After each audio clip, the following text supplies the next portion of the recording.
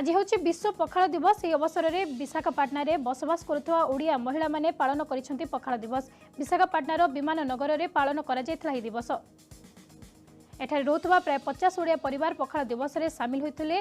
महिला माने दही पखाल सांगकु साग भजा, कलरा भजा, कखारु फूल भजा भली 17 प्रकार ओडिया खाद्य प्रस्तुत करथिले। ओडिसार ए प्रिय खाद्य उत्सव रे अनेक तेलुगु महिला मध्य सामिल होइथिले। महिला माने निजे खाद्य प्रस्तुत करबा सह यार प्रदर्शन करथिले। परे समस्त एकाठी मिसी खाद्यर मजा उठाइथिले। विमान नगर रे ओडिया महिला संगठन पक्षरु लगातार 7 वर्ष धरि पालन होई आसुची पखाल दिवस।